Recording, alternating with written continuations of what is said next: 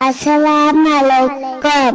ഇക്കാലയിലാവൽ കണ്ടു കളിക്കാൻ പരിചയപ്പെട്ടിരിക്കും എന്നത് പെറ്റോർ സഹോദര സഹോദരിയും വരുക വരുക എന്ന வரவேற்கின்றோம்.